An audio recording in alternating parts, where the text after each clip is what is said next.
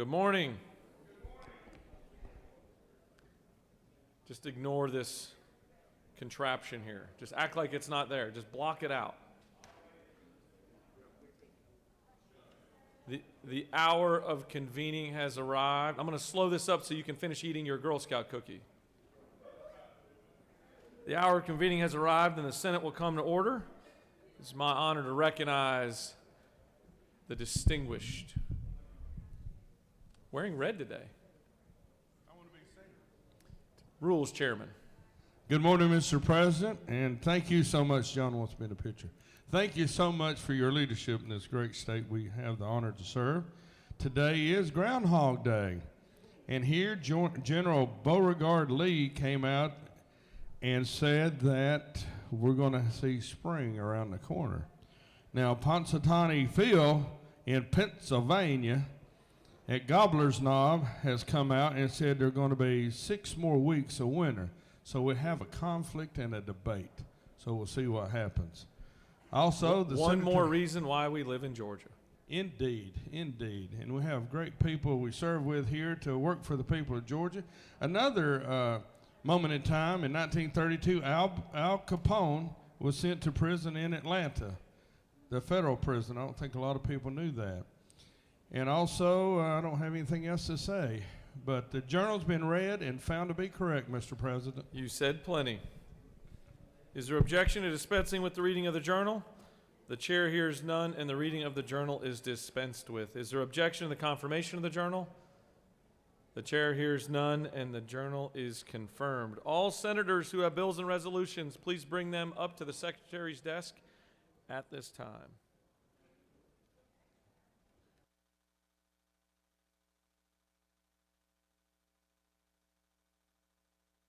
All right, bear with us. We've got a long list of bills to assign. Mr. Secretary, will you please read Senate bills and resolutions for the first time? Senate Bill 406 by Senator Hickman of the 4th, a bill to be entitled an act to amend an act reconstituting the Board of Education of Effingham County, approved March 26th. Slow go. Senate Bill 407 by Senator Hickman of the 4th, a bill to be entitled an act to amend an act creating the Board of Commissioners of Effingham County, approved Slow go. Senate Bill 408 by Senators Thompson of the 14th and others, a bill to be entitled an act to amend Article 1 of Chapter 5 of Title 40 of the OCGA. Public safety. Senate Bill 409 by Senator Payne of the 54th, a bill to be entitled an act to amend an act to revise and restate the law relating to the Whitfield County Board of Education. Slow go. Senate Bill 410 by Senators Payne of the 54th and others, a bill to be entitled an act to amend an act to create a new Board of Education of Gordon County, approved March 13th. Slow go. Senate Bill 411 by Senator Anna Vitarte of the 31st, a bill to be entitled an act to amend an act to provide for the election of the members of the Board of Education of Haralson County. Slow go. Senate Bill 412 by Senator Anna Vitarte of the 31st, a bill to be entitled an act to amend an act creating the Board of Commissioners of Roads and Revenue. Slow go. Senate Bill 413 by Senator Anna Vitarte of the 31st, a bill to be entitled an act to amend an act providing a new Board of Education for Polk County, approved Slow March. go. Senate Bill 414 by Senator Tillery of the 19th, a bill to be entitled an act to amend an act to recreate and establish the Board of Commissioners of Long County, approved March 10th. Slow go.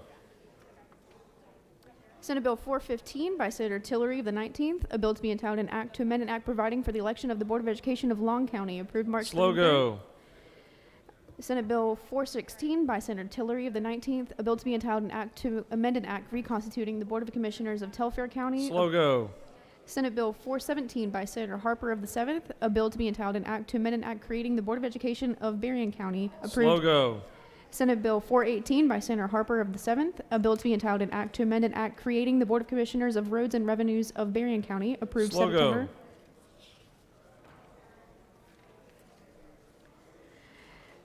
Senate Bill 419 by Senator Jackson of the 2nd, a bill to be entitled an act to amend an act governing the school system of the city of Savannah and Chatham County, approved. Slow go. Senate Bill 420 by Senators Huff-Stetler of the 52nd and others, a bill to be entitled an act to amend Title 3 of the OCGA relating to alcoholic beverages so as to authorize manufacturers of malt beverages. Regulated industries. Senate Bill 421 by Senators Huff-Stetler of the 52nd and others, a bill to be entitled an act to amend Title 46 of the OCGA relating to public utilities and public transportation so as to enact. Regulated industries. Senate Bill 422 by Senator Goodman of the 8th, a bill to be entitled an act to amend an act to amend and supersede the laws pertaining to the governing authority of Lowndes County. Slow go. Senate Bill 423 by Senator Goodman of the 8th, a bill to be entitled an act to amend an act providing for the number of members and for the election of members of the Board of Education of Lowndes County. Slow Approved. go. Senate Bill 424 by Senator Goodman of the 8th, a bill to be entitled an act to amend an act creating the Board of Commissioners of Brooks County, approved August 11th, Slow 18. go. Senate Bill 425 by Senator Goodman of the 8th, a bill to be entitled an act to amend an act creating a new Board of Education of Lanier County, approved. Slow go. Senate Bill 426 by Senator Goodman of the 8th, a bill to be entitled an act to amend an act creating a Board of Commissioners for Lanier County, approved March Slow 7th. go. Senate Bill 427 by Senator Goodman of the 8th, a bill to be entitled an act to amend an act providing for the election of the members of the Board of Education of Clinch County. Slow Approved. go. Senate Bill 428 by Senator Goodman of the 8th, a bill to be entitled an act to amend an act creating the Board of Commissioners for Clinch County, approved Slow March. go. Senate Bill 429 by Senator Goodman of the 8th, a bill to be entitled an act to amend an act to provide for reapportionment of the Board of Education of Brooks County. Slow go. Senate Bill 430 by Senator Summers of the 13th, a bill to be entitled an act to amend an act creating and establishing a Board of Commissioners for Worth County. Slow Approved. go. Senate Bill 431 by Senator Summers of the 13th, a bill to be entitled an act to amend an act to provide for the election of the chairperson and 4 members of the Worth County Board of Education. Slow go. Senate Bill 432 by Senators Burns of the 23rd, a bill to be entitled an act to amend an act for the election and creation. Slow go. Senate Bill 433 by Senator Burns of the 23rd, a bill to be entitled an act to amend an act providing for the election of members of the Board of Education for Screven County. Slow Approved. go. Senate Bill 434 by Senator Burns of the 23rd, a bill to be entitled an act to amend an act for a Board of Commissioners of Warren County. Slow Approved. go. Senate Bill 435 by Senators Harbin of the 16th and others, a bill to be entitled an act to amend Title 20 of the OCGA relating to education, so as to provide that it shall be unlawful for Georgia public schools and participating. Education and youth. Senate Bill 436 by Senator Kennedy of the 18th, a bill to be entitled an act to amend an act to provide for the restructuring of the city of Macon, the city of Payne City, and Bibb County. Approved. Slow go. Senate Resolution 411 by Senators Harper of the 7th and others, a bill recognizing Sheriff Ernest Dobie Connor for Transportation. Senate Resolution 412 by Senators Dugan of the 30th and others, a resolution honoring the life and memory of Dr. Samuel D. Thomas. And Transportation.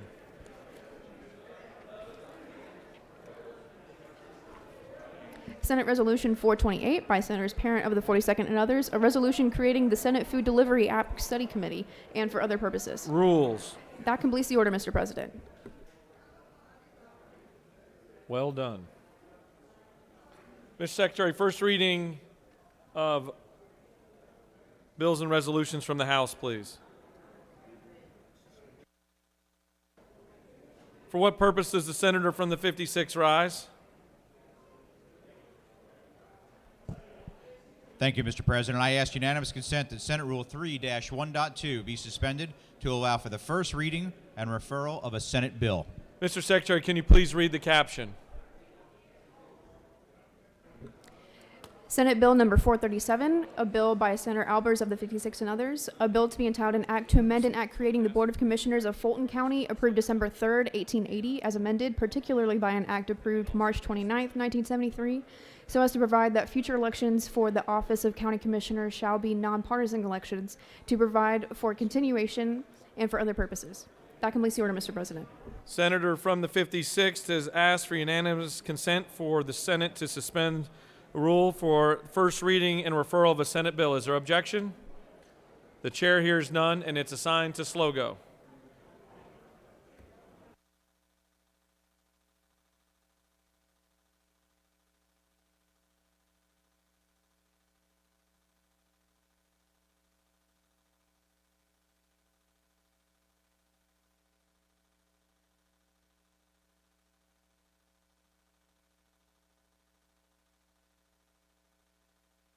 Mr. Secretary, first reading of House bills and resolutions, please.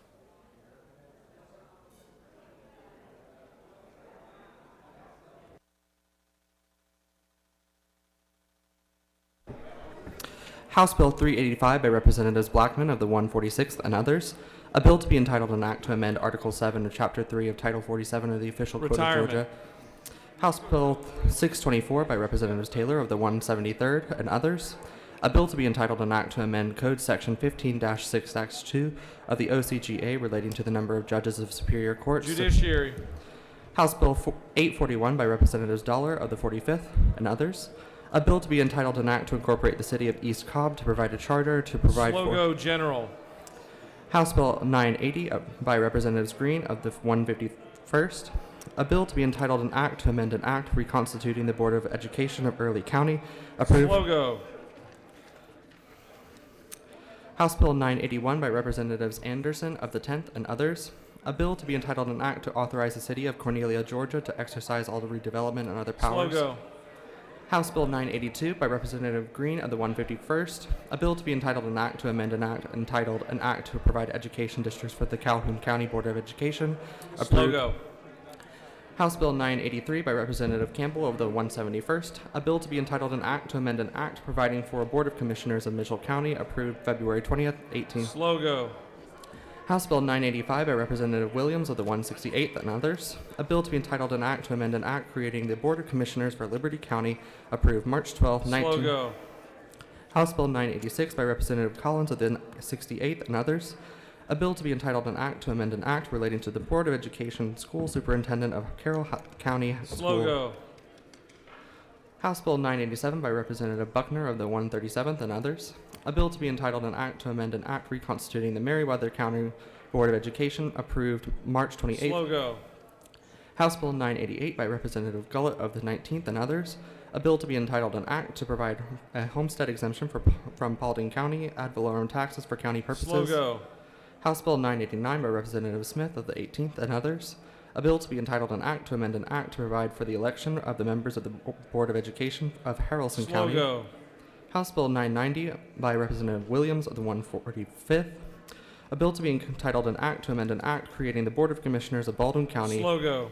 House Bill 991 by Representatives Bruce of the 61st and others. A bill to be entitled an act to amend an act providing for the number of members and for the election of members of the Board of Education of Fulton County, approved February. Slogo. House Bill 1006 by Representative Dickey of the 140th. A bill to be entitled an act to amend an act relating to the Board of Education of Crawford County, approved March 19th, 1993. House Bill 1007 by Representative Dickey of the 140th. A bill to be entitled an act to amend an act creating the Board of Commissioners of Crawford County, approved March 2nd, 1874, as amended particularly. Slogo. That completes the order, Mr. President. Mr. Secretary, will you please read bills and resolutions for the second time? Oh. Actually, let's, before second readers, let's, Mr. Secretary, will you read reports of standing committees?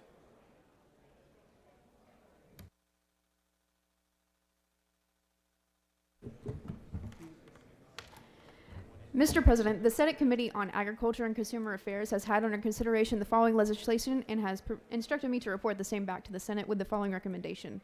Senate Bill 363 do pass by substitute. Senate Bill 364 do pass. Respectfully submitted, Senator Walker of the 20th District Chairman. Mr. President, the Senate Committee on State and Local Government Operations has had under consideration the following legislation and has instructed me to report the same back to the Senate with the following recommendations. Senate Bill 385 do pass. Senate Bill 384 do pass. Senate Bill 391 do pass. Senate Bill 392 do pass. House Bill 889 do pass. House Bill 921 do pass. House Bill 922 do pass. House Bill 935 do pass. House Bill 936 do pass. House Bill 950 do pass. House Bill 948 do pass. House Bill 949 do pass. House Bill 953 do pass. House Bill 951 do pass. House Bill 952 do pass. House Bill 954 do pass. House Bill 909 do pass. House Bill 959 do pass. Senate Bill 387 do pass. Senate Bill 386 do pass. Respectfully submitted, Senator Anderson of the 24th District Chairman. Mr. President, Senate Committee on Government Oversight has had under consideration the following legislation and has instructed me to report the same back to the Senate with the following recommendation. Senate Bill 326 do pass and Senate Bill 346 do pass. Respectfully submitted, Senator Harbin of the 16th District Chairman. Mr. President, the Senate Committee on Veterans, Military, and Homeland Security has had under consideration the following legislation and has instructed me to report the same back to the Senate with the following recommendation. Senate Bill 96 do pass. Respectfully submitted, Senator Kirkpatrick of the 32nd District Chairman. Mr. President, the Senate Committee on Regulated Industries and Utilities has had under consideration the following legislation and has instructed me to report the same back to the Senate with the following recommendation. Senate Bill 352 do pass. Respectfully submitted, Senator Kauser of the 46th District Chairman.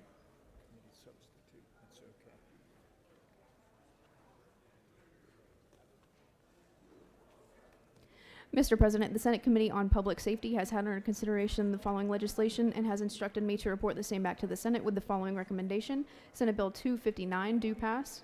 Senate Bill 277 do pass. Senate Bill 358 do pass by substitute. Senate Bill 245 do pass by substitute. Respectfully submitted, Senator Albers of the 56th District Chairman.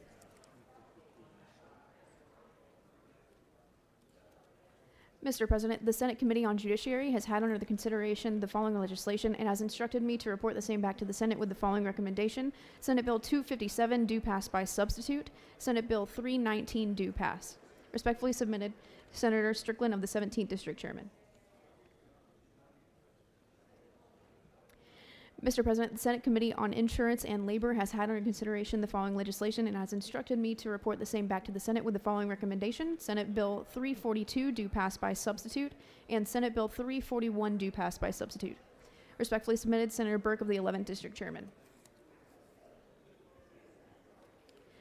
Mr. President, the Senate Committee on Health and Human Services has had under consideration the following legislation and has instructed me to report the same back to the Senate with the following recommendation. Senate Bill 338 do pass by substitute, and Senate Bill 340 do pass by substitute.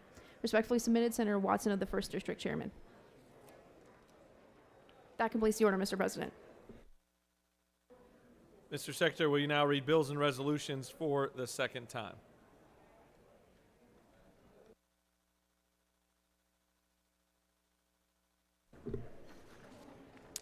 Senate Bill 384 by Senator Anderson of the 24th and others. Board of Commissioners of Columbia County, description of the Commissioner Districts change. Senate Bill 385 by Senator Anderson of the 24th and others. Board of Education of Columbia County, description of the Education Districts change. Senate Bill 386 by Senator Robertson of the 29th. Board of Commissioners of Meriwether County, description of the Commissioner Districts change. Senate Bill 387 by Senator Robertson of the 29th. Meriwether County Board of Education, description of the districts change. Senate Bill 391 by Senator Tillery of the 19th. Board of Commissioners of Jeff Davis County, description of the Commissioner Districts change. Senate Bill 392 by Senator Tillery of the 19th. Board of Education of Jeff Davis County, description of the Education Districts change. House Bill 889 by Representative Hawkins of the 27th and others. Hall County Board of Education, change description of districts. House Bill 909 by Representative Nix of the 69th and others. Troup County Board of Commissioners, change description of districts.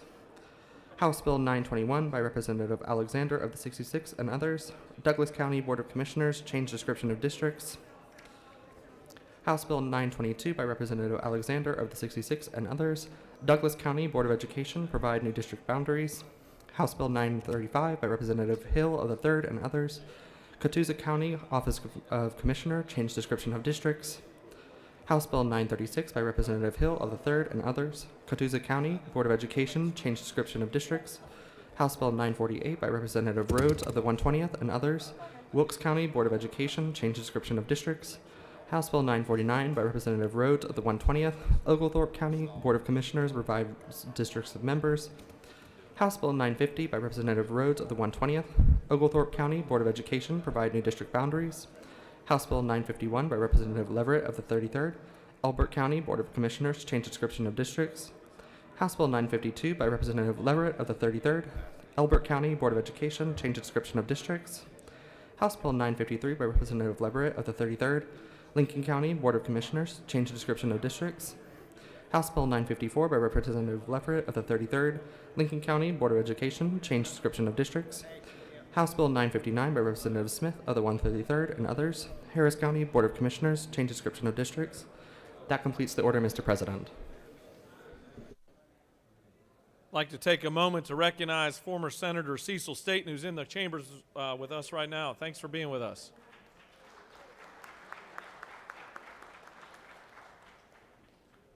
All right, now it's time for the Senator from the 33rd's favorite part of the day. It's now time for morning roll call. Are there any motions to excuse? The chair recognizes on time the Senator from the 33rd. Thank you, Mr. President, and good morning, y'all. I ask for unanimous consent to excuse the senators from the 35th, 36th, and the 19th. Without objection, the senators from the 35th, 36th, and 19th are excused. The chair recognizes the senator from the 28th. That's you. Thank you, Mr. President. I ask for unanimous consent to excuse the senator from the 27th. The senator from Forsyth County is excused without objection. Chair recognizes the majority whip.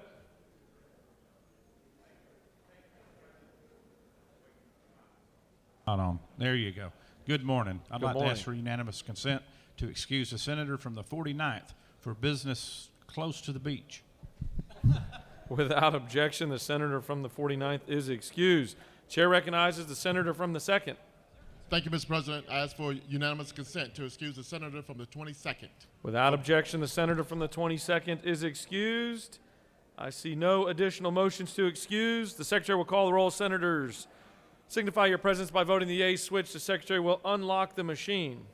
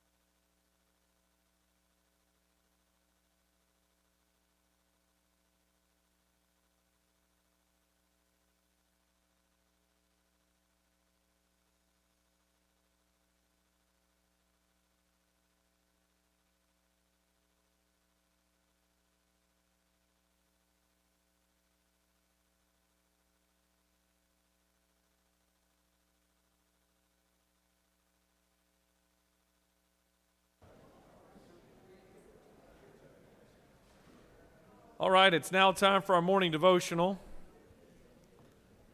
It's now time for our morning devotional. I'd ask that all senators take your seats and cease all audible conversations. Easy for me to say. Doorkeepers, please secure the chamber at this time. It's my honor to recognize the senator from the 33rd to lead us in our Pledge of Allegiance and to introduce to us our chaplain of the day. Thank you, Mr. President. I pledge allegiance to the flag of the United States of America and to the republic for which it stands, one nation, under God, indivisible, with liberty and justice for all. Now the Georgia flag. I pledge allegiance to the Georgia flag, to the principles which it stands for, liberty, justice, and moderation. Thank you, Mr. President. My fellow senators, colleagues, friends, and y'all. I'm here today to introduce to you the Reverend Don Izell from Executive Pastor at Turner Chapel AME in Marietta, Georgia, y'all. Originally, he's from Fort Valley, Georgia, and is affectionately known as Reverend Don. He was elevated to the position of Executive Pastor at Turner Chapel on October 1st of 2018 by Pastor Tarway Bright Sr. Over the past 3 years, he has continued to find ways to maximize efficiency and effectiveness of Turner Chapel's ministry operations. Reverend Don is a preacher, teacher, administrator, motivator, and an innovator of ministry concepts that strengthen the spiritual formation of adults and youth.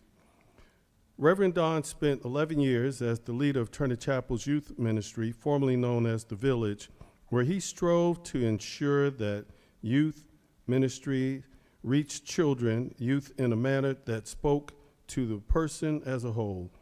He was actively involved in all facets of the village, including mentoring, worship arts, domestic and international missions, community involvement, and promoting academic readiness. Reverend Don is also the past president of the African American Advisory Council for the Marietta City Schools. Reverend Don holds a bachelor degree in business management from Shorter University and a Master of Divinity from Candler School of Theology at Emory University. He is a proud member of the Alpharetta Smyrna Alumni Chapter of Kappa Alpha Psi Fraternity, Incorporated.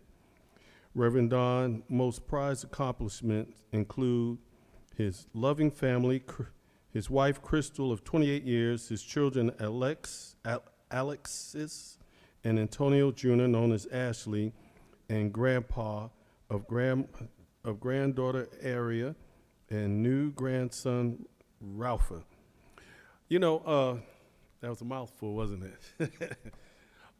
It's interesting because Reverend Don and I, we first joined Turner Chapel when it was a church about the size of this sanctuary. And now it has grown into a huge cathedral that's a landmark and serving various needs in the city of Marietta, Georgia. I've also watched Reverend Don and I grow over the years spiritually together. When you ask him who is his favorite musician in the Bible, he will tell you right away it's Samson because he brought the house down. I now introduce to you Reverend Don.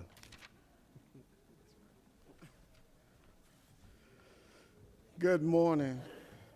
Good morning, and thank you, Dr. Rett, for that introduction, and thank each of you for this opportunity to speak to you on this morning.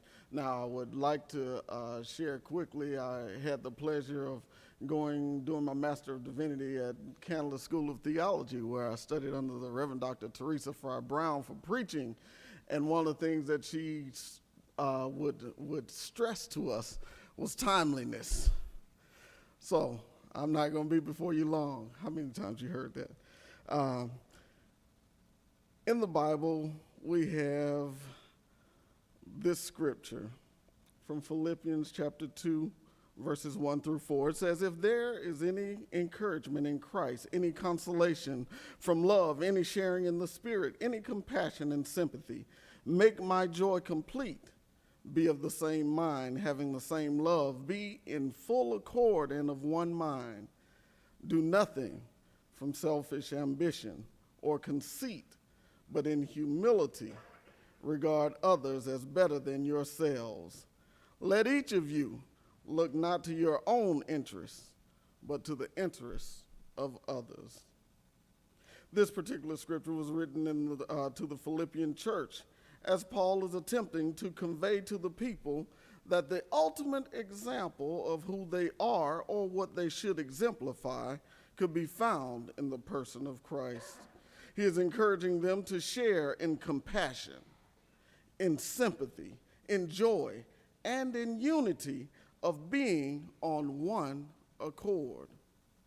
I'm certain that just like any family, any church, any community, any governing body, there was conflict among them. However, it is in this scripture that Paul gives what I believe is the best conflict management tool known to man. It is found in verse 3 of the scripture where he says, do nothing from selfish ambition or conceit, but in humility regard others as better than yourselves. Let each of you look not to your own interests, but to the interests of others. My brothers and sisters of the Senate, those who are present, we are blessed. Those who are here are blessed and favored to walk in these hallowed halls, to sit in these prestigious seats, ones who have been elected to represent all people.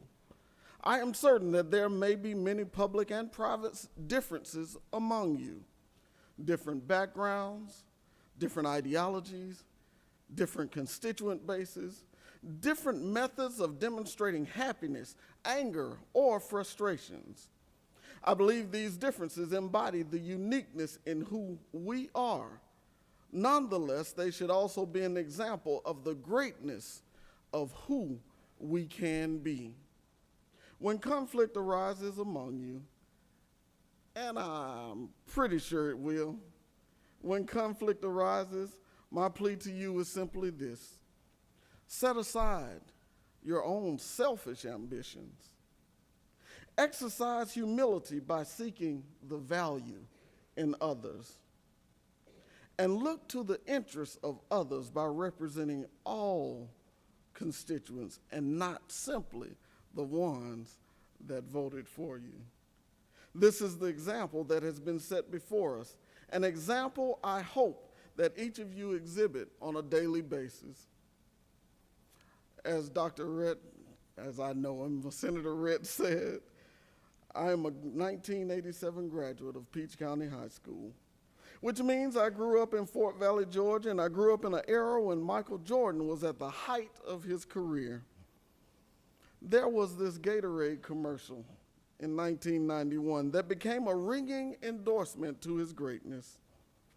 The tune is so simple and so rhythmic that just by me simply reading the words, the melody will reverberate in your minds for the rest of the day.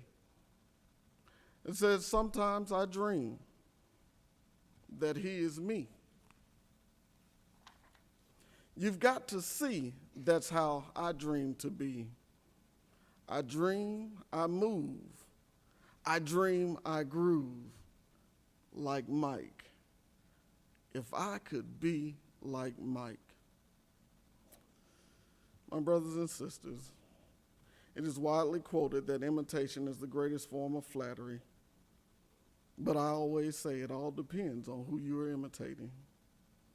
This morning, I simply ask you to be an example to all of those who watch you.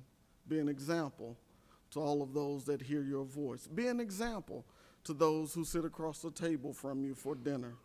Be an example for those who sit on whatever side of the aisle you sit on.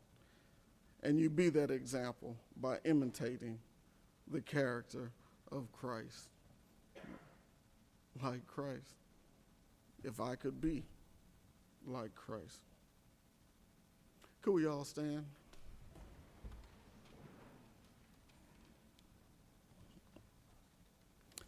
Gracious God, we have come this day to say thank you. Thank you for the opportunities that you have given us. Thank you for the responsibility that you have placed in our hands. Thank you for those who have selected us to be the ones to represent them. So God, I ask that you be with each and every member of this Senate. Be with them in everything that they do. Guide their thoughts, guide their words, guide their actions. I wish nothing but good health, wealth, prosperity, long life upon each and every one of them. Bless them is my prayer. And it's in Jesus' name that I pray.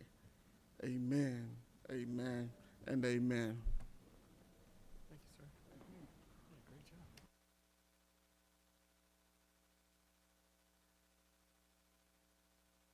Just a quick announcement here, if I could have everyone's attention. We're going to be setting up for the panoramic photo right now, so stay close to your seats. As soon as we're done setting up the panoramic photo and greeting the chaplain of the day, then we'll go ahead and proceed with the panoramic photos.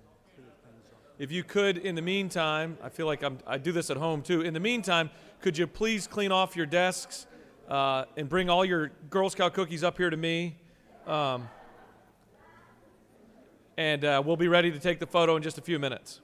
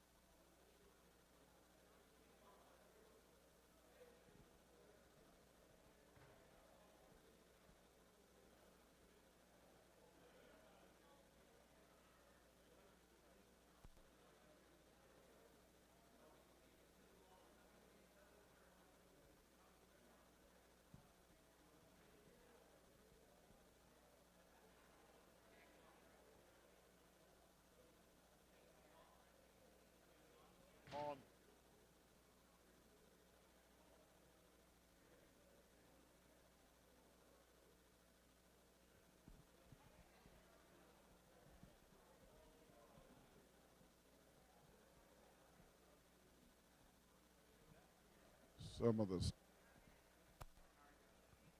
of the staff might want to come over to the other side and equal out.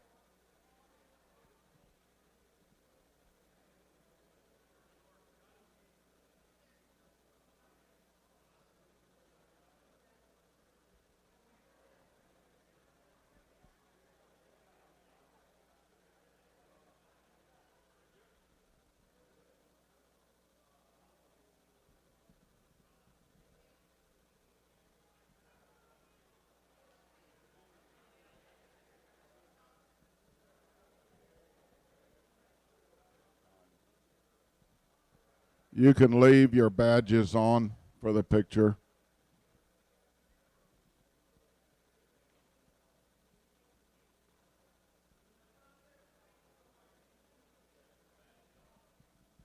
On. On. Yeah. Come on down. Whoa. Whoa, go back. Right there. Whoa, stop. Come up just a little bit. Stop right there.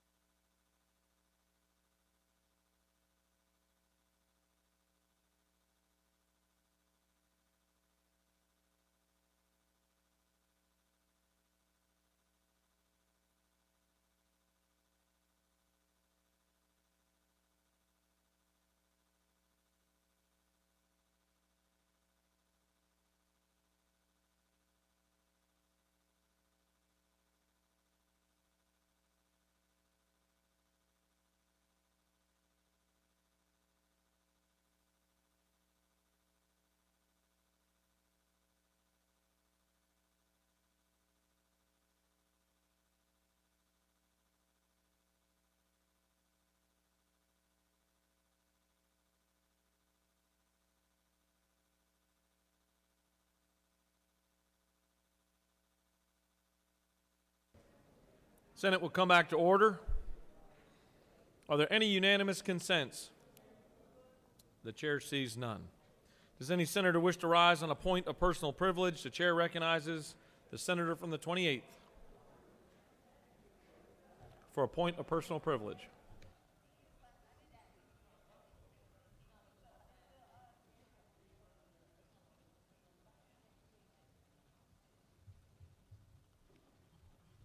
Thank you, Mr. President. I rise today to recognize a special group that means a lot to me in my hometown and my home county. We've got with us today in the balcony, or in the gallery, we've got the Noonan Youth Council. If y'all would please stand, and members of this body, if y'all just give them a hand and thank them for being here.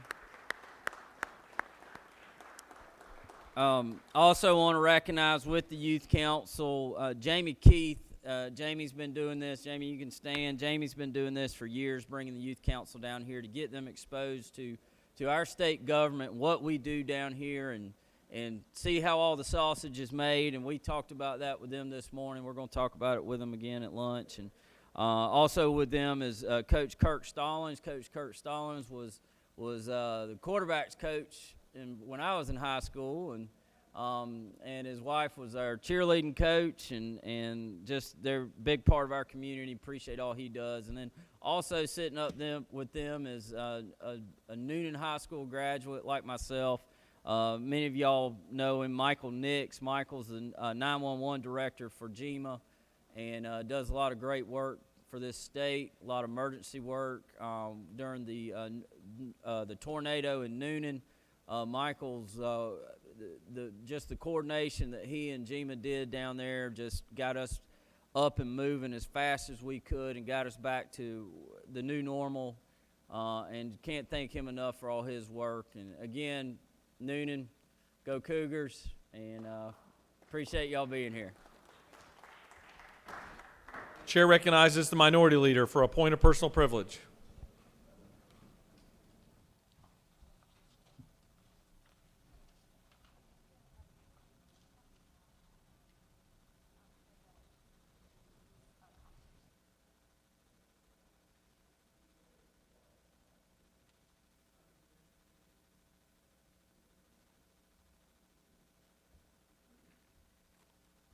Thank you, Mr. President, members of the Senate.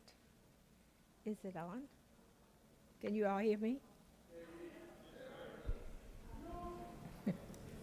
Thank you, Mr. President, members of the Senate.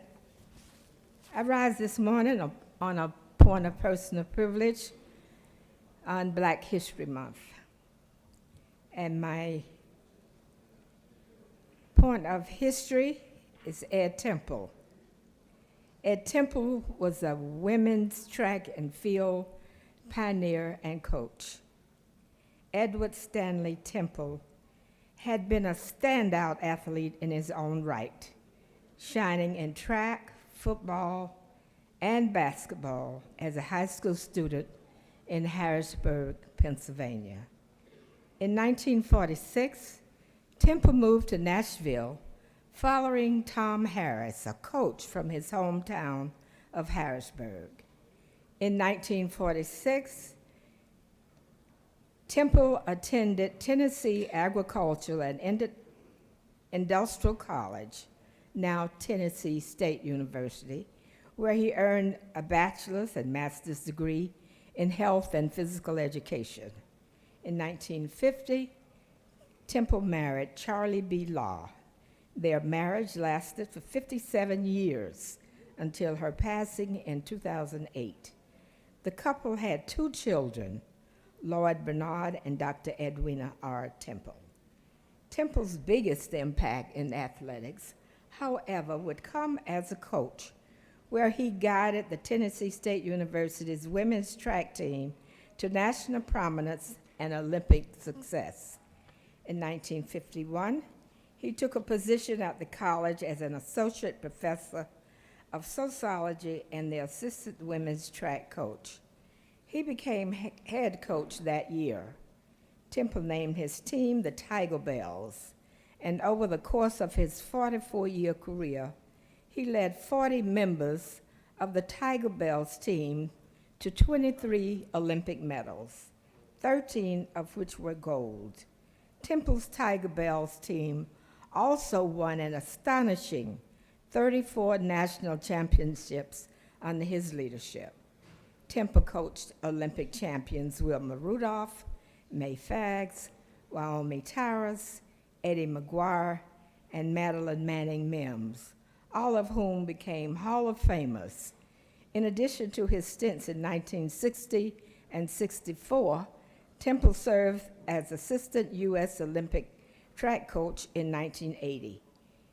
He was also head U.S. women's track coach for the 1958 and 1959 dual meets with USSR and head women's track coach at the 1959 and 1975 Pan American Games. Temple credits the legacy of positive character development that he instilled in his athletes as one of the highest honors of his career. Nearly all of the Tiger Bell women he coached completed a college education, with 80% of those earning master's degrees, and almost half of those women went on to earn doctorates. Since retiring from his professional career in 1994, Temple remained active in his community affairs in Nashville. Edward Stanley Temple died 2 days after his 89th birthday. Thank you for listening to my Black History Moment. Thank you, Mr. President. Thank you, Senator. Chair recognizes the senator from the 34th for a point of personal privilege.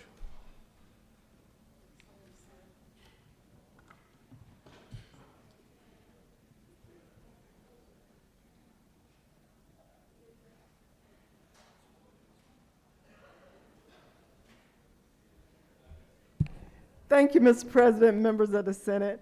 I rise to remind you that tomorrow is Thursday. You should have a reminder on your desk that looks like this. Wear your red. Tomorrow. Mr. President, I've been trying to make sure that our folk from back home that are not in the metro area had their reds packed for this week, and it sounded like many people got confused. So now that is one day before, you can finally wear red. The only other thing I would ask of you, because they did put my card on all of these that are on your desk, if I can have my card back, I don't mind being called an Indian giver, which some of my colleagues have said. But wear red tomorrow. Heart disease is the #1 killer, period, of all the cancers. We want to make sure that we take care of ourselves, stay heart healthy by eating healthy. So if you don't want your Girl Scout cookies, I will be the healthy eater for you. Thank you, Mr. President. I'll yield the well. Chair recognizes the senator from the 5th for a point of personal privilege.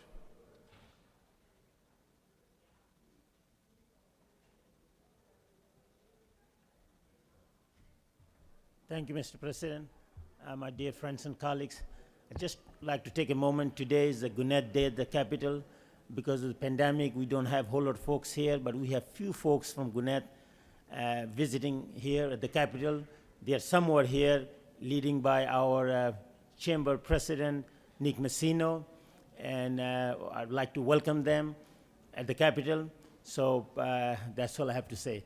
Thank you very much. Appreciate it.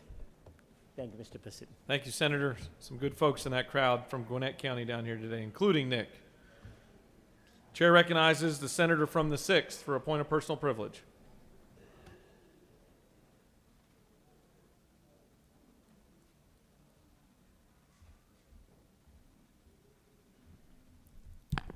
Thank you, Mr. President. I rise today to bring a serious issue before this chamber. In the Augusta-Richmond Judicial Circuit, several alleged members of the LOE loyalty over everything street gang await trial. 17 members and affiliates of this gang were charged overall in the indictment. But 3 of these alleged gang members could soon be released back into the community and the charges dismissed against them altogether. The reason? Well, for the last year, the Attorney General has failed to fulfill one of the basic functions of the office. What am I talking about? Well, one of the most basic responsibilities of our Attorney General's office is to appoint something known as conflict counsel. When a district attorney in Georgia has a legal conflict and cannot prosecute a case for whatever reason, the Attorney General is supposed to arrange for a new prosecutor to assume responsibility for the case, right? When a district attorney has recused him or herself and informed the AG's office, the AG has 2 options. First, find another district attorney to step in and prosecute the case, or second, the AG can choose to take the case on himself. After a new DA was elected in the Augusta-Richmond Judicial Circuit in 2020, it is my understanding that that district attorney informed the Attorney General that there were multiple cases that he had a conflict on and needed the AG to appoint conflict counsel for. And you'll remember this would be in January or February of 2021. We're a year into this, right? But this isn't an issue unique to Augusta, but it is illustrative. In the Augusta-Richmond Judicial Circuit alone, dozens of Georgians are sitting in overcrowded jails without access to a speedy trial. Some may be guilty, others aren't. And you may be asking yourself, well, why does this matter? Well, for a number of reasons, but maybe the most important is that if someone is accused of a crime and the government does not proceed with prosecuting the case, a court will have to dismiss the case for want of prosecution, and the accused walks.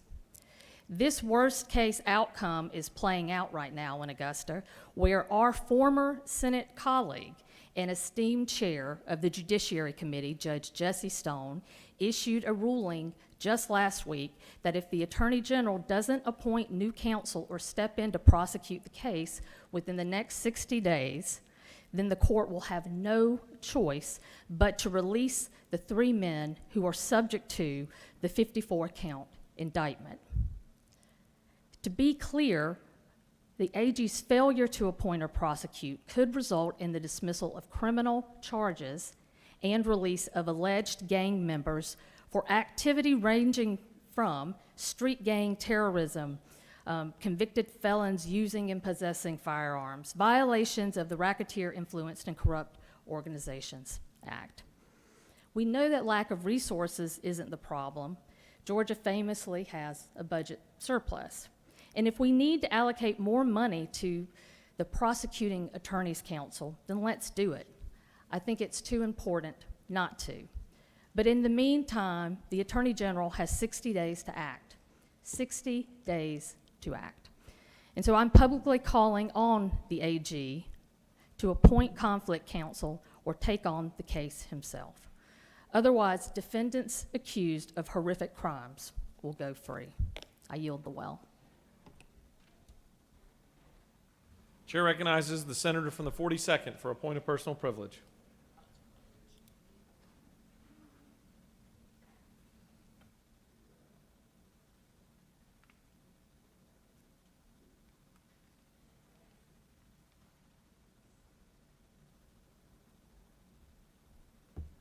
Good morning. Yesterday I told you all that it was very sad that due to COVID we would not have Girl Scout cookies.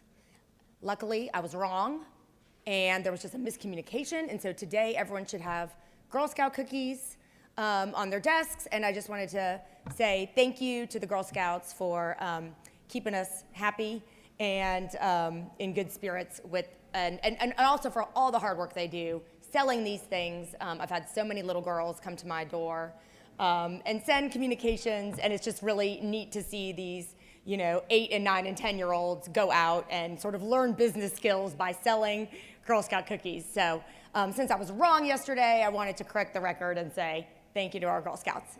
Thanks, Mr. President. I yield the well.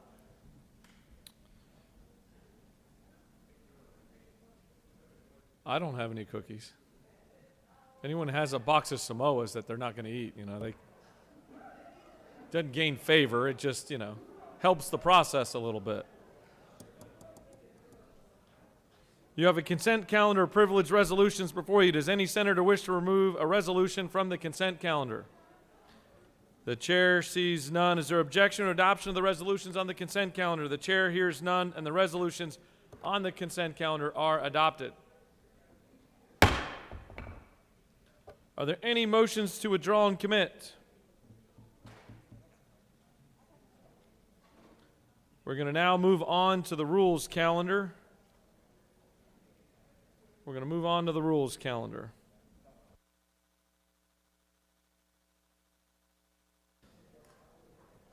Mr. Secretary, can you please read the caption to Senate Bill 369?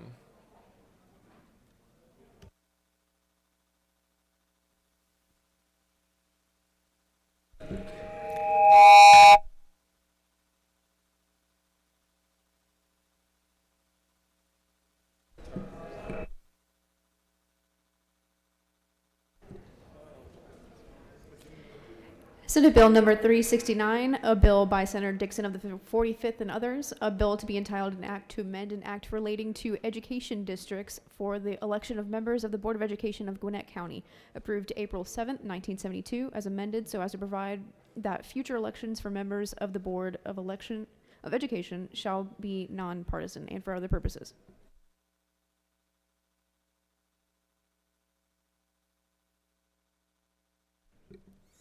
The Senate Committee on State and Local Government Operations recommends that this bill do pass. Respectfully submitted, Senator Anderson of the 24th District Chairman.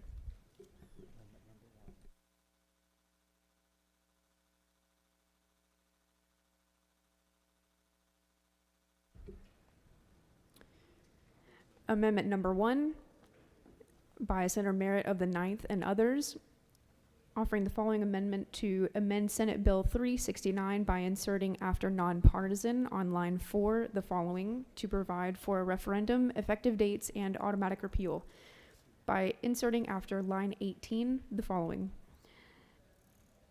Section 2, the election superintendent of Gwinnett County shall call and conduct an election as provided in this section for the purpose of submitting this act to the electors of Gwinnett County School District for approval of or rejection. The election superintendent and for other purposes. Amendment number 2, Senator Merritt of the 9th and others offer the following amendment. Amend Senate Bill 369 by replacing lines 1 through 4 with the following. To amend Chapter 2 of Title 21 of the OCGA relating to elections and primaries generally so as to provide that all local boards of education shall be elected in nonpartisan elections, to provide procedures for such nonpartisan general elections and for other purposes. By replacing lines 7 through 18 with the following.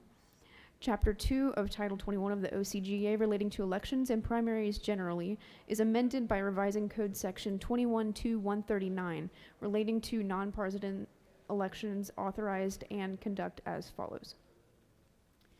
21-139. A, notwithstanding any other provisions of this chapter to the contrary, the General Assembly may provide by local act for the election in nonpartisan elections of candidates to fill county judicial offices and offices consolidated governments which are filled by the vote of the electors of said county or political subdivision. Except as otherwise provided in this code section, the procedures to be employed in such nonpartisan elections shall conform as nearly as practicable to the procedures governing nonpartisan elections as provided in this chapter. Except as otherwise provided in this code section, the election procedures established by any existing local law which provides for the nonpartisan election of candidates to fill county offices shall conform to the general procedures governing nonpartisan elections as provided in this chapter. And such nonpartisan elections shall be conducted in accordance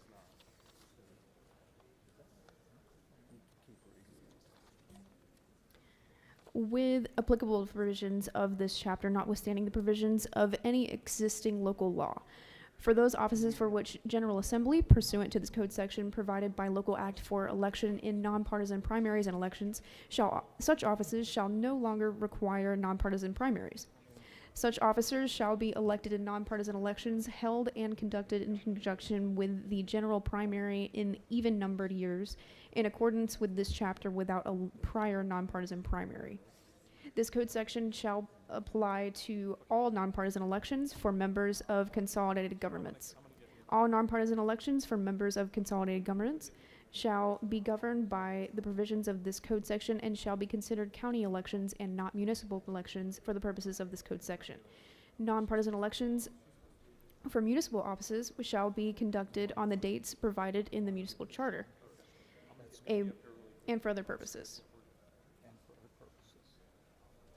Minority report has been filed. Just say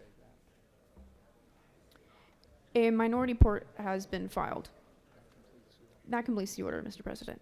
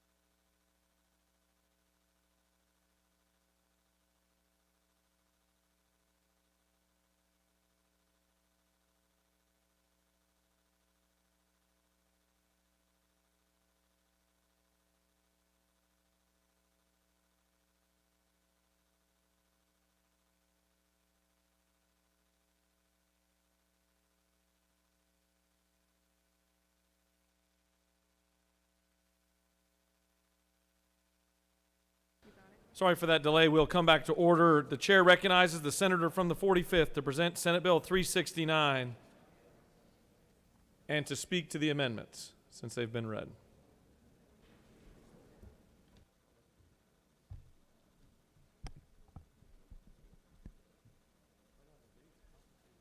Thank you, Mr. President. Senate colleagues, I bring before you today Senate Bill 369, which would change the school board elections in Gwinnett County from partisan elections to nonpartisan elections.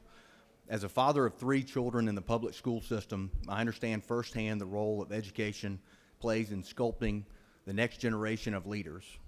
As a legislator, I take great responsibility in representing concerns of my constituents at the state level of government. While education should be predominantly controlled at the local level, the state has an important responsibility ensuring that Georgian students receive the very best education possible. Over the past few months, I've had increasingly high numbers of constituents contacting me directly with concerns over the operations of our school board in Gwinnett County. The education of our children should be a nonpartisan issue. Let's get politics out of our schools and once again focus on educating our children. After nearly 2 years of being in and out of school because of the pandemic, our students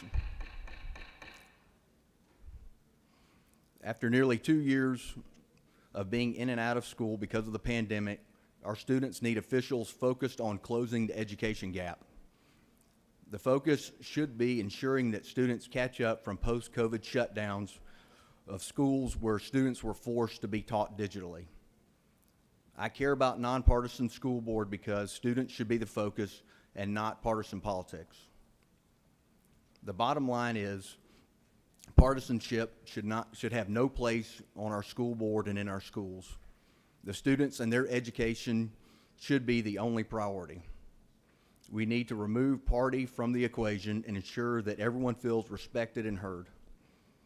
Through nonpartisan election of school board members, we'll take a strong step in ensuring this happens.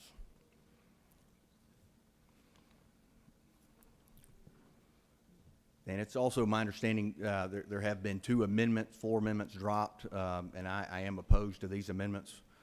Mr. President, be happy to answer any questions. If there are none, I'll yield the will. You have a question. The chair recognizes the senator from the 5th with a question.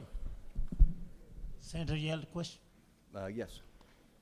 You said you have, if I'm correct, you said you have 3 children in the Gwinnett Public School you are currently going? I'm sorry? Is any of your children in public school in Gwinnett? Yes, they are in public schools. In Gwinnett County? City of Beaufort. Okay. Not in county school? No, but I would say that 95% of the constituents that I represent that have children attend Gwinnett County schools. But yours is not, right? That's correct. Thank you. Chair recognizes the senator from the 9th with a question. Senator, do you yield? Yes, I do.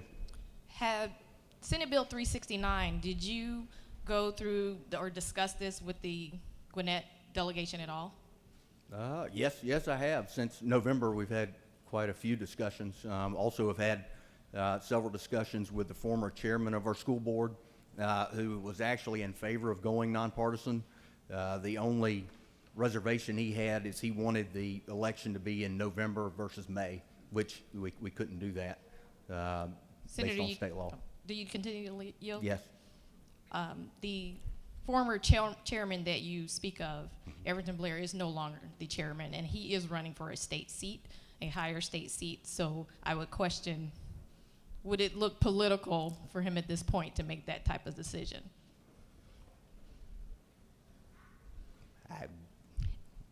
Do you continue to yield? Sure. Who else on the 5-member board is asking for this besides Mr. Blair? Yeah, I would say that about 6 or 7 years ago, the Gwinnett County School Board officially asked to be changed nonpartisan not too long ago. Senator, do you yield? I do. Again, the question is, of the 5-member board, how many of them are in agreement with this bill? I would say at least 2 are. On record? You've only mentioned you've only mentioned Mr. Blair. Yeah, I don't know if they're on record or Okay. not. Do you continue to yield? Sure. You do. Is it true that we do have a local delegation process for introducing local bills? That is true. And you feel you followed that process? Oh, yes, I did. Okay. Through your hearings, correct? That's correct. At any time after your hearing, just as we did with our Board of Election maps, we invited you to that conversation. You voted on that Board of Election map. At any time, did you call a meeting between myself or our chairman to discuss this bill and vote on it as a delegation? Yeah, and one thing I would like to remind this body, yes, we've had several discussions about this. I've known where the delegation stands on this. But one thing that I do want this body to understand is less than a decade ago, our school system was the #1 school system in the state for many, many years. Today, we sit at 66.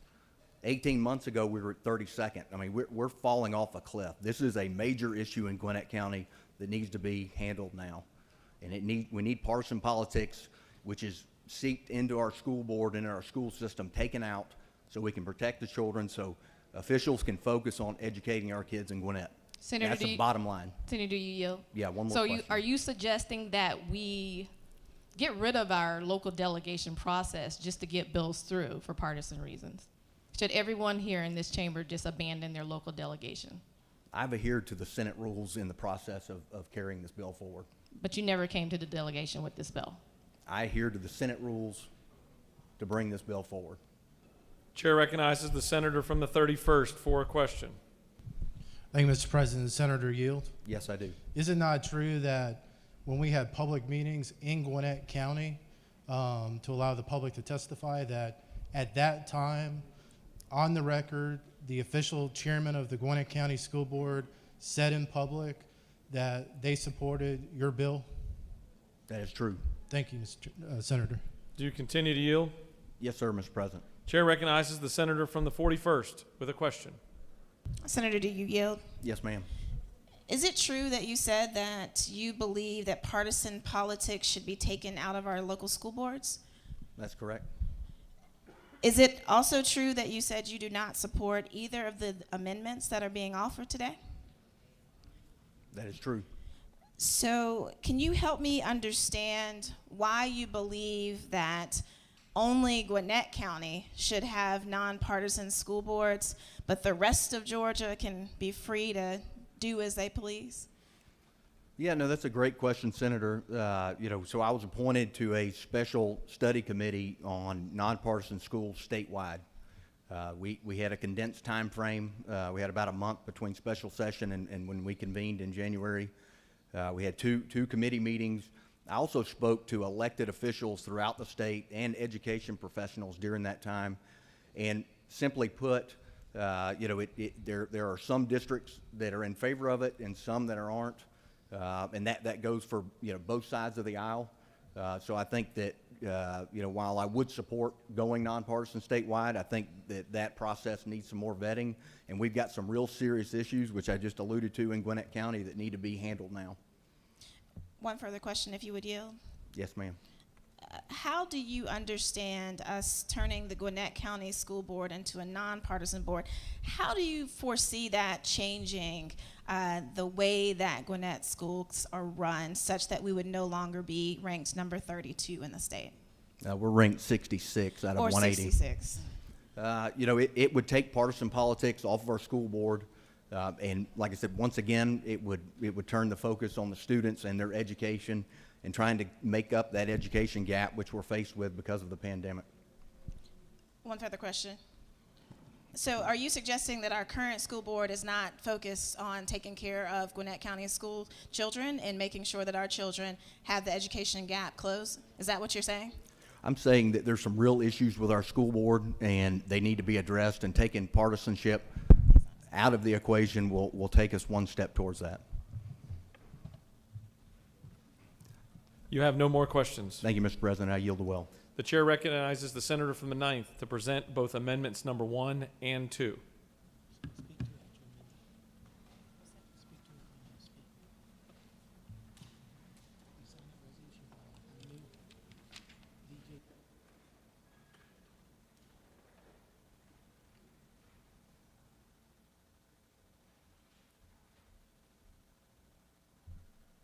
Thank you, Mr. President. I do want to point out that the senator from the 45th did mention that he held statewide hearings, but I would like to know, did he have those hearings in other partisan counties that would be affected? And if any senator here in a partisan district has that information, please share that with me. I feel like if we are talking about a statewide hearing, we should be hearing from other counties other than Gwinnett County. Amendment, we'll start with number 2. So amendment number 2, it's relating to elections and primaries in general, and it provides that all local school boards of education shall be elected in nonpartisan elections. Folks, if we're going to go after one county, let's make this for all counties. That is the purpose of this amendment. So if you're willing to vote no if you're willing to vote yes on this particular bill, you should be fully okay with voting yes on this as well. Let's make the issue statewide. Why are we still having this argument? And this will end some of the back and forth and the opinionated positions on whether we go nonpartisan or partisan. Let's hold this vote to the entire state of Georgia, and let's let the Georgia voters decide. The second amendment would call for a ballot referendum to be placed on Gwinnett County. Again, this will leave the choice up to Gwinnett County voters. We will pose that question on the ballot on a Gwinnett referendum. Yes or no. Yes, shall the act be approved, which provides that future elections for board members, or no, of the Gwinnett County Board of Elections shall be nonpartisan. Well, basically, are we voting on, are we gonna make this election, do we want nonpartisan boards, or don't we, or do we want nonpartisan boards? And we wanna pose that question to Gwinnett voters, and not one senator. We have 7 senators in our delegation. 1 senator is making this decision. 1. He represents 10% of the Gwinnett population. We are a population of 1 million. 10%. And unless he can prove to us or show us some type of survey, some type of document that he has of those who are in favor, I would love to see that, because again, he never went through our delegation with that information. I yield the well. Senator has yielded the well. Chair recognizes the senator from the 48th to speak to the measure.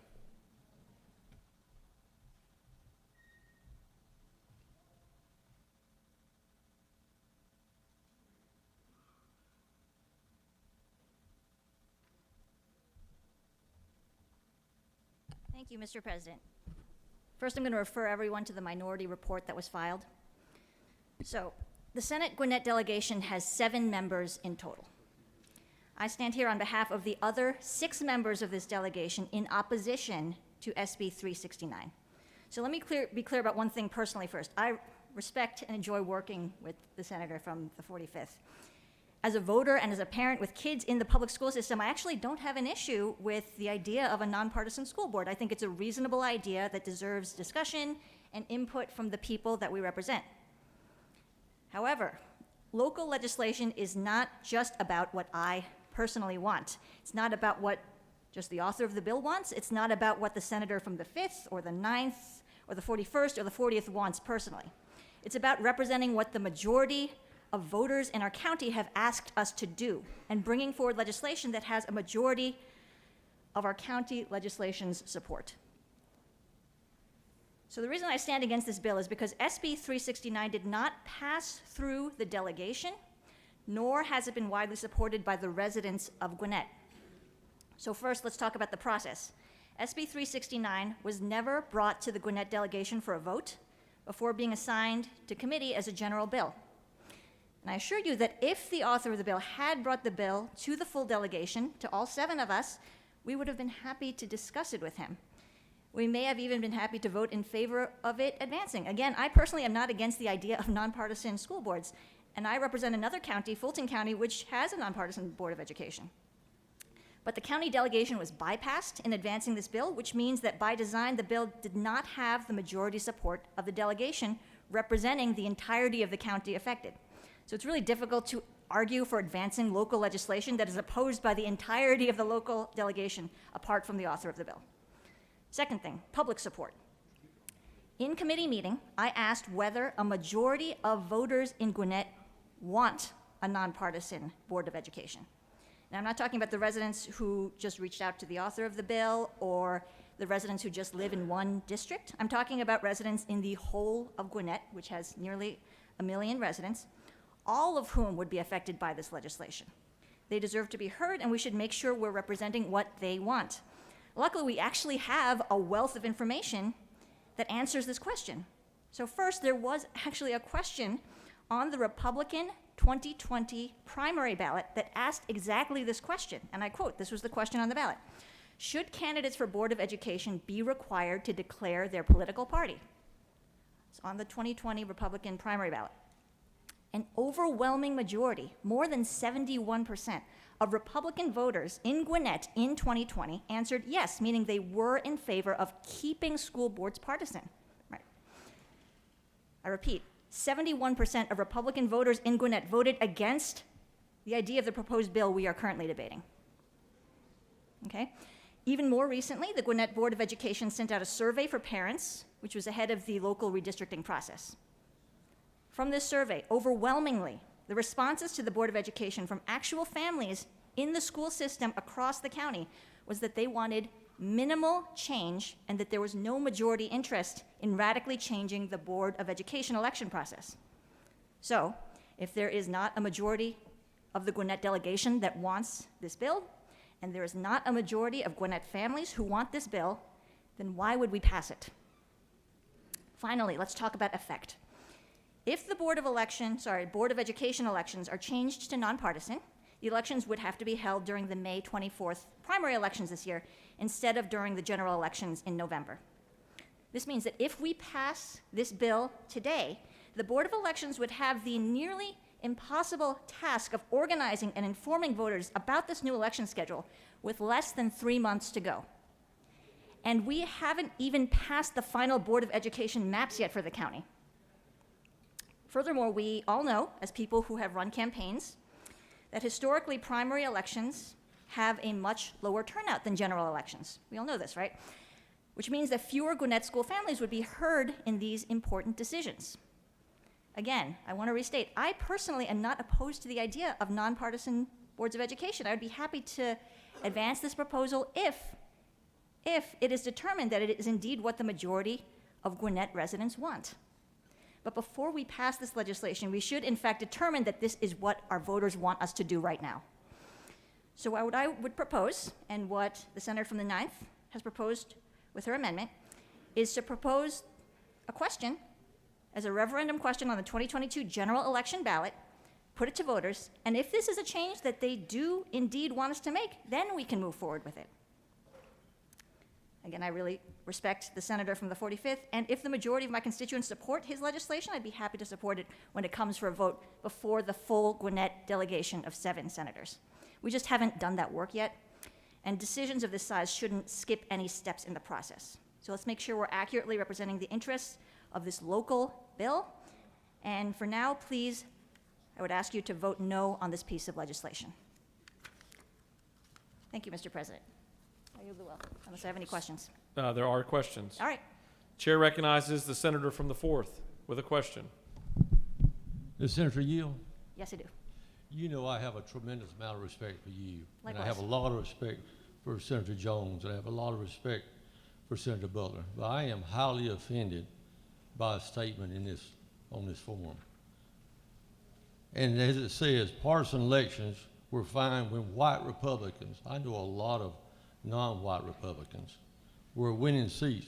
But now that black Democrats, and I know a lot of non-black Democrats, are winning elections, I think this is a highly racist statement, and I want to go on record, I'm offended by it. And I'm very, very surprised by y'all making that statement. I yield. Thank you. Do you continue to yield? Yes, I do. Chair recognizes the senator from the 42nd with a question. Thank you, Mr. President. Senator, do you yield? I do. So it was my, I think I heard correctly during the exchange between the senator from the 45th and the senator from the 9th that in the study committee he was on to look at the statewide notion of nonpartisan school boards, there was not unanimous support for such a notion around the state, so therefore he withdrew that idea. Is that correct? That is correct. What is the situation on the ground in Gwinnett County related to that question? Is there unanimous support for that question, or is it more similar to the situation that the senator from the 45th found around the state? Thank you for that question. It's a great question. I doubt there's unanimous support for really anything in this world these days. However, I will point out that there is an overwhelming wealth of data about this question in Gwinnett County specifically, and that data that we have shows that voters are actually overwhelmingly against the measure that is proposed in this bill. I point again to the ballot question on the 2020 Republican primary ballot and the survey that surveyed thousands and thousands of Gwinnett County school families regarding the Board of Education and its constitution. Overwhelmingly, from what we've heard of Gwinnett voters up until now, they do not want legislation like this being passed. So what is your opinion on why this bill is here, why we're debating it then, given the data that you've just mentioned and the fact that we know that such a notion was withdrawn from the idea of going forward across the state? Right. I don't presume to know or see inside the hearts of man or woman. However, I do think that this does invite the question, if this is not a question we're willing to push forth for the entire state, that if a proposal to improve the education and take the partisanship out of school boards for Gwinnett is such a good move that would champion the education of our kids, why it's not good enough for every school in this state. And it also invites the question of why Gwinnett is being targeted with this type of legislation. Those are just the questions I wonder. I'll leave it to each individual to answer for themselves. But I don't understand, to your point, why if it's good for us in a county that is not represented by everyone here, why it's not good for everyone. Thank you. Do you continue to yield? I do. Chair recognizes the senator from the 10th with a question. Thank you, Mr. President. Does Senator yield? I do.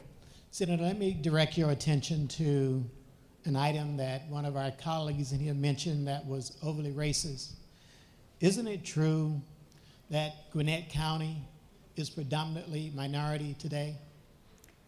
I believe as of the last census data, that is correct. And Senator, isn't it also true that prior to Gwinnett County becoming minority, that the only elected officials in Gwinnett County were white Republicans? The senator knows of what he speaks. I believe there has been tremendous change in Gwinnett County over the past decade. Senator, further yield? Yes, I do. Senator, isn't it also true that now there are African Americans, Democratic candidates that have been elected to these seats in Gwinnett County?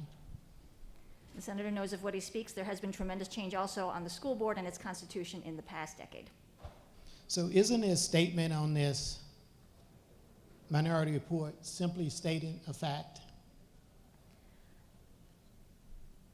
What I think we should point to with respect to this minority report is, again, what I have cited in my statement, which is with respect to voter turnout and representation, changing the Board of Elections to May, we have demonstrated historically vastly decreases voter turnout and it vastly decreases voters of color coming out to vote for this extremely important issue, which I agree with the senator from the 45th, is really vitally important to our kids in our school.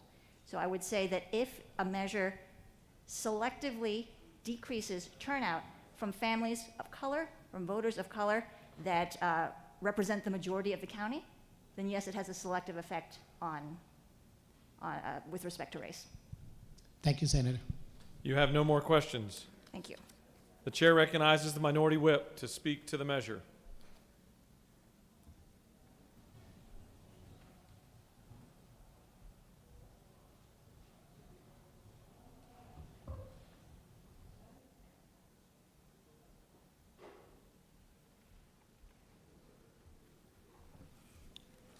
Thank you, Mr. President. I'll be brief. Everyone here has eloquently stated the reasons for actually be opposed to this particular bill, and they've talked about the fact that the local issues, and they talked about the fact that their local residents have interjected themselves in this, and that becomes very important because lately in our body, in this General Assembly and in the Senate, everything now is local until it's not. And that's a shame that we're actually coming to this particular point. In a few short years since I've been here, we've been from a body that is always locals matter. Local determined how we were going to act. But all of a sudden now that has changed. What's bringing about that change, of course, is that Georgia is changing. And we need to make a decision how we're going to interact with each other, not only in this particular body, but how we're going to interact with each other as a general society. As Georgia changes and the persons that lead Georgia changes, we have to basically trust in their leadership the same way that others have trusted in others' leadership. And so we've done this now, getting involved in local politics, now with redistricting. Remember the easement fight we had in Augusta? And it's just wrong. And I can give you an example. There was actually a local bill that was once put up by a Democratic county that was changing magistrate court from partisan to nonpartisan. We're partisan in Augusta. And I asked the person, it was a Democrat who did it, I asked them, what are you doing? Why would you do this? And they explained, and I said, it's your county, it's your business, do it. I completely agree with partisan elections for all elections, but that was their county. That's what they wanted to do. I think even for judgeship races, it ought to be partisan. The fact of the matter is we're not automatons, we're not robots. We all have beliefs and opinions about how government should work. And even if it doesn't neatly fit into a Republican or Democratic box, I guarantee you it fits within there somewhere. And if a person doesn't want to run from a partisan race, they can also run as an independent. The point is we don't even need to be having this conversation. This is a conversation for the people in Gwinnett to be having. This is their conversation. This we should defer to them. The same way I deferred to that person when they wanted to change what we do in Augusta, which is have partisan elections. We need to make sure that we continue to hear the values, not only of this General Assembly, but of our state, that local truly does matter. And if we do that, I think we'll find ourselves in a much better place than where I believe that we're actually heading, not only in this body, but unfortunately within this state. And with that, I yield the well. Thank you. Chair recognizes the senator from the 5th for a point of personal privilege, or to speak to the measure.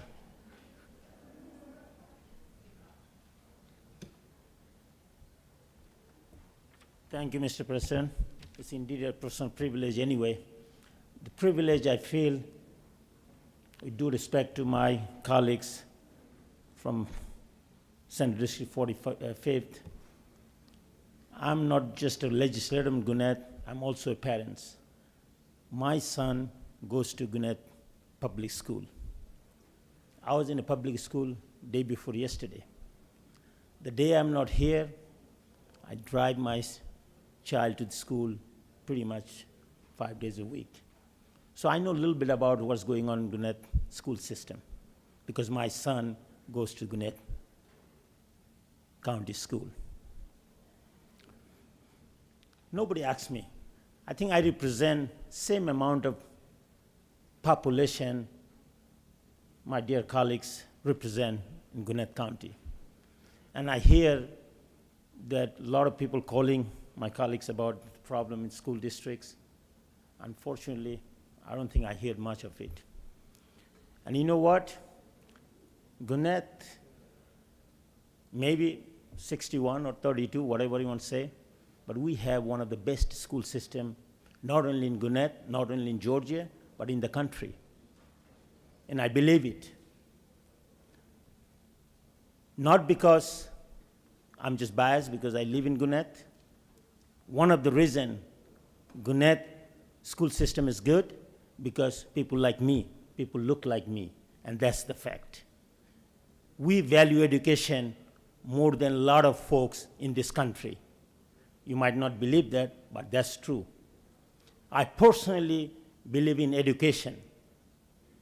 That's why when I came to this country, I went to school, I had to drop out from the freshman to undergraduate degree. It took me 14 years to finish my undergraduate degree. So I know what education means. I know what education means to my children. I'm proud to say that I'm a Georgia Bulldog. I graduated from University of Georgia. My daughter goes to Georgia Tech. So I know a little bit about education too. So Gwinnett is good. Whenever I go outside the state, I do travel a lot. Some of you may know or may not know. I don't only travel around the state, I travel around the countries, all around the world. Even during the pandemic, I've been to a few different countries. Everybody knows Gwinnett. Probably didn't knew as much as before 2020 election. People know about Atlanta, about Georgia because of 1996 Olympics, because of 2020 election and what's going on. Because of upcoming election, I get a lot of calls from all around the country. People ask me, what's going on in Gwinnett? And I always tell, Gwinnett is good, Gwinnett is great. Because people still don't believe that people like me can get elected in Gwinnett. This gets surprised. I said, no, Gwinnett is not the same Gwinnett, or Georgia is not the same Georgia that you knew 30 years or 40 years ago. Georgia has changed. Georgia has changed for the better. That's why people elected me. It's not that people look like me, voted for me. I have people white, black, Hispanic, from all walks of life. People from all different worlds. You know, I have people from 100 different countries, speak 100 different languages. They voted for me. You know, people look like me. If they only voted for me, if all of them voted for me, still I wouldn't get elected. So Gwinnett knows me, I knows Gwinnett too. Because I spent, you know, when I first moved to Gwinnett, it's more than 30 years ago. So please, I ask you, let Gwinnett people a chance. Let put in a vote, whether, you know, in a referendum, see if they want. If Gwinnett people wants nonpartisan school board, I don't have a problem, you know. School board member don't teach. School board member don't go to school and teach. We have a great teachers in Gwinnett County. We have a great administrator. We have a great staff. We have a lot of good folks in Gwinnett. They take care of the children.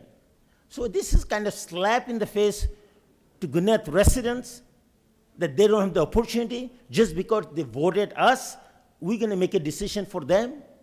Let's people speak up. Let's have a chance. Let's give our folks a chance to decide what they want to do with the school board. And that's all I have to say. Please vote no. I know a lot of you have come from outside Metro Atlanta. I don't go ask you all what's going on in your county.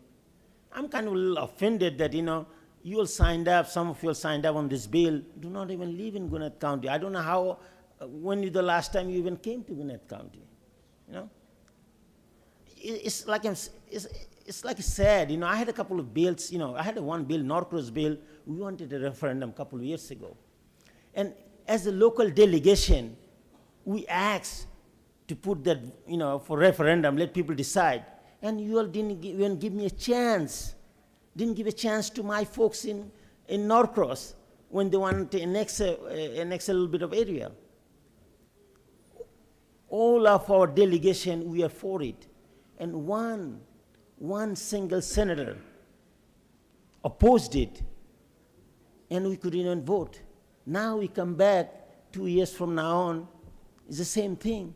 Just one senator wants to do something, and 6 of us, we don't have a voice, just because we're in a minority party? I don't know. So, you know, a lot of stuff going on in Washington, D.C., and we don't want to bring Washington, D.C. to Georgia. We are better than that. When I go outside, I tell everybody, because we pass most of the bill in bipartisan way. Let's keep it that way. I don't want to go tell folks outside when I go, you know, we're just like Washington, D.C. No. Please keep Georgia as it is and have some respect, have some decency. And that's all I have to say. I yield the well. Thank you very much. Senator has yielded the well. The chair recognizes the senator from the 40th to speak to the measure.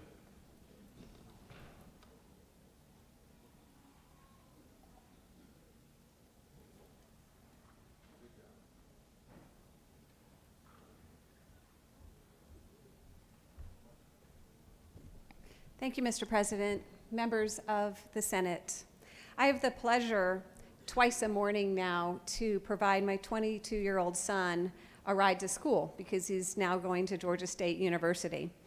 And it's been great to just have that time in the car to be able to chat with each other about everyday things. So today I was telling him a little bit about what I was expecting to happen here in the Senate chamber. So I told him about this bill. I explained to him what it does, that it changes the school board elections in Gwinnett County from partisan elections to nonpartisan elections. Then I gave him a little bit of the history of Gwinnett County, and that the school board has been primarily Republican for decades, and that there's been a recent change in that 3 of the members, the majority of the school board, has now become Democratic, and that it just so happens that those Democrats who are serving on the school board now are black. So he understood the impact of making this change right now, at this particular time. Then I went on and I told him about the process, that there's a process to be followed to allow the local senators to have their say on local legislation, and that 6 senators disagreed with this legislation, and there was only 1 senator who agreed to it and who was pushing it, and that they had changed the rules to make it so that this bill could be passed by the majority of Republican senators who don't even live in the county. To which he and I agreed, this is exactly the reason why people don't like politicians. Now, I was raised in a Republican household. My mom was a Republican. She was a typical Midwestern, my parents were typical Midwestern Republicans. They were fiscal conservatives, and they believed strongly in local control. Now, I have heard a senator here in this chamber said that we Republicans were for local control, except for when we're not. That's a quote. This is why my mom's not a Republican anymore. Because we talk about partisan as if it's something bad. But when we have a D after our name, or an R after our name, it represents a set of values. And my mom agreed with a certain set of values that were associated with the Republican Party. She doesn't see those values anymore. So that's why she doesn't consider herself a Republican. She said the Republican Party left her. She doesn't consider herself a Democrat either. She's lost. My mom would not support this measure because it doesn't embrace the value of local control. In fact, it's exactly the opposite of that. My mom would support this amendment that says let the people, the local people, the people of Gwinnett County, make their own decision about whether their school board is partisan or nonpartisan. So I encourage you to vote against this bill this morning and for this amendment to let the people of Gwinnett County decide. Thank you. I yield the well. Would the senator from the 48 like to additionally speak to the minority report? She waves. Would the senator from the 45th like to close debate? He waves. For what purpose does the majority leader rise? Point of order, Mr. President. State your point of order. I need a ruling on whether amendment number 2 is in order.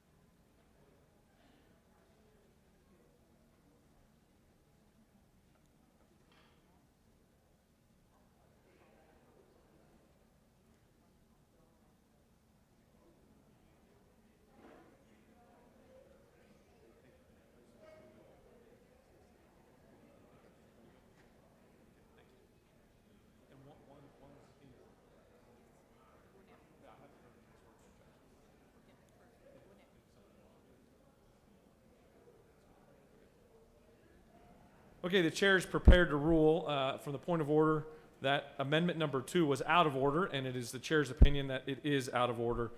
This is a local piece of legislation, and it is a specific rule, 3-2.1C, that regardless of which route the local bill takes, this amendment comes back through and amends the OCGA. Therefore, it becomes a general bill, which is an out-of-order process for this chamber. So amendment number 2 is out of order. All right, we're going to first take up amendment. For what purpose does the senator from the 48th rise? Point of order? State your point of order. Just a clarification on what we just talked about. Can you explain again that this piece of legislation is a local bill, and the reason that amendment number 2 was not allowed was because it is a general amendment on a local bill? So I'll read straight from the code section. Under Senate Rule 3-2.1C, a local bill may be assigned through a general procedure, which this underlying measure has. This does not change that the bill is a local bill in nature, which we all agree upon. Amendment number 2 seeks to change the underlying bill from a local bill to a general bill, and that would amend state law and is therefore ruled out of order. Just one more point of clarification. Is it not true that local bills need to pass through the local delegation process? That's not correct. That is not correct? That's It's not the Senate rules. That's the local delegation. delegation rules. Understood. We're now going to take up amendment number 1. Is there objection to amendment number 1? There is objection. All those in favor of amendment number 1, vote yea. Opposed, nay. The secretary will unlock the machine.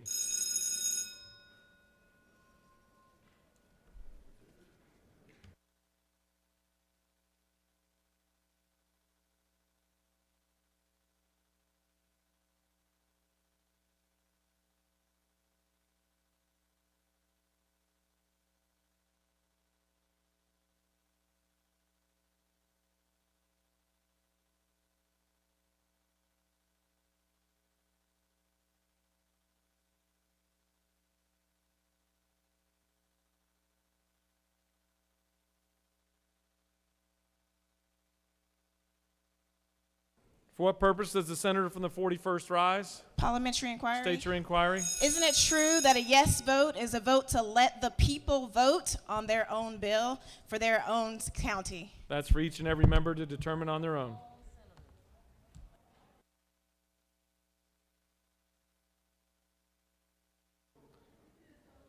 On the amendment, the yeas are 22, the nays are 30, and the amendment has failed. We'll now take up Senate Bill 369.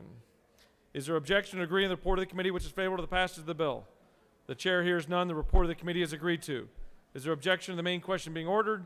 The chair hears none. The main question is ordered. The question's on the passage of the bill. All those in favor vote yea. Opposed, nay. The secretary will unlock the machine.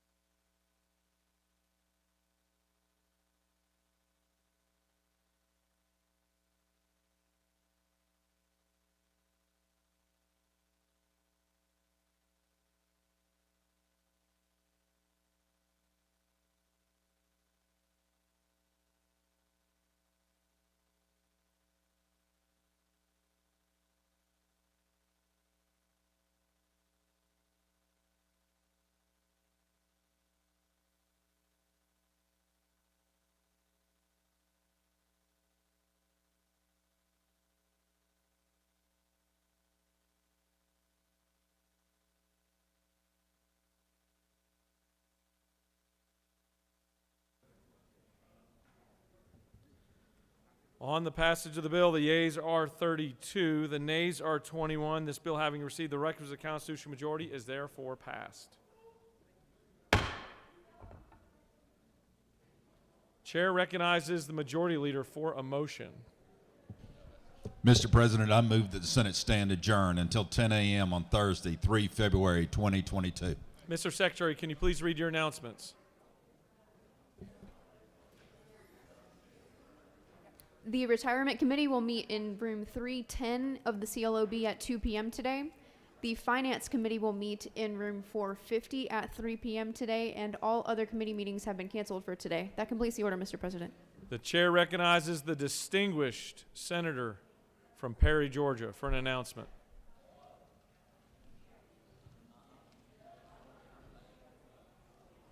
is too early to run. You can't run yet. Senator from the 28th will tell you all about that.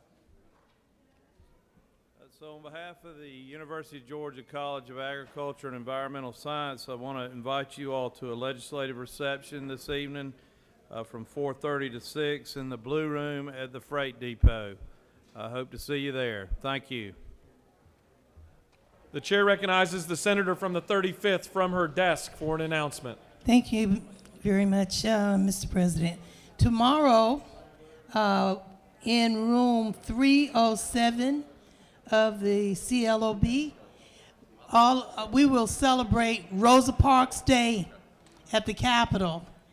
And please come have lunch with us in room 307.